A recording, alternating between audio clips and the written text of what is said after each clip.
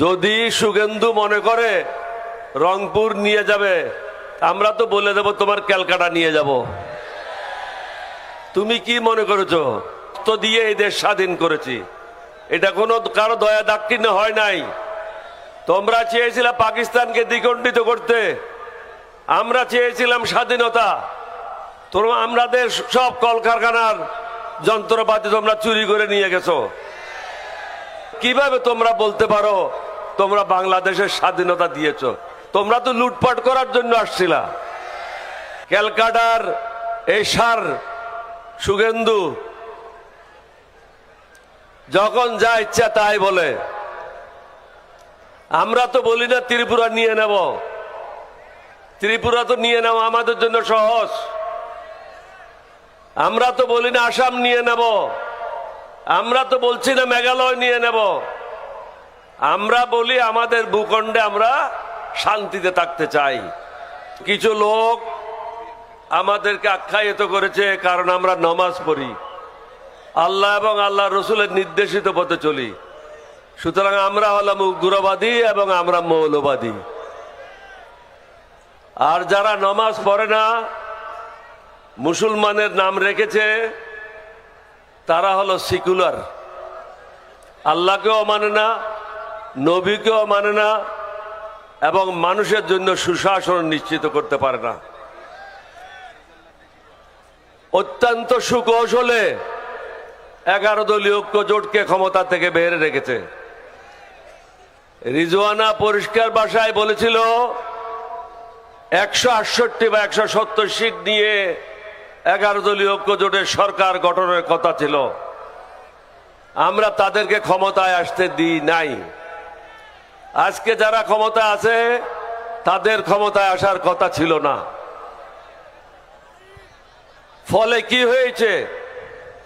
সীমান্তে হত্যা চলছে। ক্যালকাটার এই সার শুভেন্দু যখন যা ইচ্ছা তাই বলে। আমরা তো বলি না ত্রিপুরা নিয়ে নেব, ত্রিপুরা তো নিয়ে নেওয়া আমাদের জন্য সহজ। আমরা তো বলি না আসাম নিয়ে নেব, আমরা তো বলছি না মেঘালয় নিয়ে নেব। আমরা বলি আমাদের ভূখণ্ডে আমরা শান্তিতে থাকতে চাই। তোমরা তোমাদের ঘরে থাকো, আমরা আমাদের ঘরে থাকি। আমরা যারা আল্লাহ আল্লাহ রসুলের নির্দেশিত পথে চলি, আমরা কখনো অন্য ধর্মের লোকের উপর নির্যাতন করতে পারি না। আমরা কখনো অন্য ধর্মের লোককে অসম্মান করতে পারি না। আমরা চেয়েছিলাম সকলের জন্য একটা সুন্দর বাংলাদেশ গঠন করার জন্য। নিশ্চয়ই কোনো কারণ আছে, আল্লাহ রব্বুল আলামিন কবুল করে নাই। হয়তো আরো রক্ত দিতে হবে, আরো কাফারা দিতে হবে জাতিকে। কারণ জাতি চায় সুন্দর বাংলাদেশ, কিন্তু ভোট দেয় অশিক্ষিত লোককে। তো কিভাবে সুন্দর বাংলাদেশ পাবেন? এই জিনিসগুলি আমাদেরকে সুন্দরভাবে চিন্তা করতে হবে। ভালো লোকদেরকে ভোট দিতে হবে, উপযুক্ত লোকদেরকে বেছে নিতে হবে, দেশপ্রেমিক লোকদেরকে নির্বাচিত করতে হবে। তাহলেই তো এই দেশ সুফল পাবে। যদি শুভেন্দু মনে করে রংপুর নিয়ে যাবে, আমরা তো বলে দেব তোমার ক্যালকাটা নিয়ে যাব। তুমি কি মনে করেছো ভারতের স্বাধীনতার জন্য লড়াই করেছিল মুসলমানেরা? আমরা রক্ত দিয়ে এই দেশ স্বাধীন করেছি। এটা কোনো কারো দয়া দাক্ষিণ্য হয় নাই। তোমরা চেয়েছিলে পাকিস্তানকে দ্বিখণ্ডিত করতে, আমরা চেয়েছিলাম স্বাধীনতা। তোমরা আমাদের সব কলকারখানার যন্ত্রপাতি তোমরা চুরি করে নিয়ে গেছো। আমাদের পাকিস্তানের যে প্রায় 1 লক্ষাধিক সৈন্য ছিল, তাদের গোলা বারুদগুলি তোমরা চুরি করে নিয়ে গেছো। তাহলে কিভাবে তোমরা বলতে পারো তোমরা বাংলাদেশের স্বাধীনতা দিয়েছো? তোমরা তো লুটপাট করার জন্য আসছিলা। তোমরা তো আমাদের দেশ থেকে জিনিস চুরি করার জন্য আসছিলা। তোমরা তো স্বাধীনতার জন্য আসো নাই। মুক্তিযুদ্ধরাই যুদ্ধ করেছিল, তোমরা আসছিলা মাল কামানোর জন্য। আপনাদেরকে অনুরোধ করব, দেশকে যদি সঠিক পথে নিতে চান আরো কোরবানি দেওয়ার জন্য প্রস্তুত হতে হবে। এখন দেশ ঠিক পথে নাই, মানবতা নাই, নীতি নৈতিকতা নাই।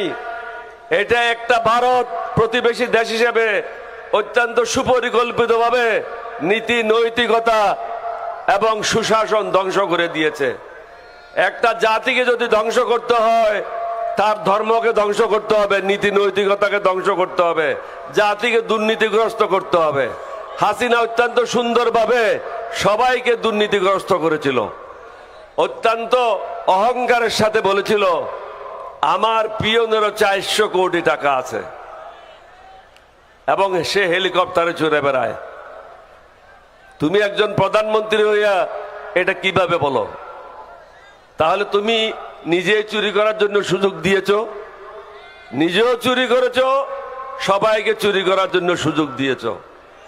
আজকে বিশেষ করে আমরা আপনাদের কাছে কেন আসলাম? আমরা এসেছি সকলে মিলে, আপনারা ভোট দিয়েছেন, দেশে কিছু সংস্কার আনতে হবে। এই সংস্কার আমরা যারা 11 দল আছি আমাদের সুবিধার জন্য না, সরকারি দলের সুবিধার জন্য না, সার্বিকভাবে বাংলাদেশের মানুষের সুন্দর ভবিষ্যৎ রচনা করার জন্য। আমরা চেয়েছি আগামী দিনে যেন কেউ স্বৈরাচারী না হয়, আগামী দিনে যেন কেউ ক্ষমতা কুক্ষিগত করতে না পারে, বিচারক যেমন তার আদেশে বিচার না করে। এখন কি হচ্ছে? বিচারককে বলে দেয় একে জামিন দাও, একে ছেড়ে দাও, একে বন্ধ করো। এটাই তো চলছে। বড় বড় দাগি আসামিরা, বিএনপির উকিলেরা তাদেরকে জেল থেকে বের করেছে, এটা তো রেকর্ড আছে, এটা তো আমার কথা না। তাহলে তারা কি চায়? দেশটাকে আবার ধ্বংসের দিকে ঠেলে দিতে চায়। আইন শৃঙ্খলা মোটেও ভালো না, দ্রব্যমূল্যের ঊর্ধ্বগতি, আপনাদের পকেটে পয়সা নাই, বেকার সমস্যা বৃদ্ধি পাচ্ছে, আপনাদের ছেলেদের ভবিষ্যৎ অন্ধকার। সেই অন্ধকার থেকে আলোর পথে আসার জন্য আমাদেরকে পুনরায় জাতি হিসাবে ঐক্যবদ্ধ হতে হবে। এবং ডক্টর শফিকুর রহমান সাহেবকে অনুরোধ করব, একটা নির্দিষ্ট গোল নিয়ে আমাদেরকে এগিয়ে নিয়ে যান, সমাপ্তির দিকে নিয়ে যান। প্রথম রাউন্ড ঠিক আছে, গণসংযোগ করার প্রয়োজন, জনগণকে সম্পৃক্ততা করা প্রয়োজন, সেটা আমরা সফলভাবে করতে সক্ষম হয়েছি। এখন প্রয়োজন হলো যারা অন্যায় করছে তাদের বিরুদ্ধে অবস্থান নেওয়ার, সুস্পষ্টভাবে অবস্থান নিতে হবে। আপনারা কি আমার সাথে একমত? শফিকুর রহমান সাহেব দেখলেন তোরা একমত, এখন আপনাকে সিদ্ধান্ত নিতে হবে। আপনাদেরকে কষ্ট দিতে চাই না, অনেক রোদের মধ্যে বসে আছেন, আমাদের মধ্যে তো আংশিক রোদ আংশিক ছায়া আছে, মোটামুটি ভালো অবস্থানে আছি। আপনারা অনেক কষ্ট করেছেন, আল্লাহ আপনাদের ভালো করুক। আমাদের জন্য দোয়া করবেন, আমরাও দোয়া করব, সবাই মিলে যেন একটা সুন্দর বাংলাদেশ গঠন করতে পারি, সেটার জন্য আল্লাহর কাছে দোয়া করবেন।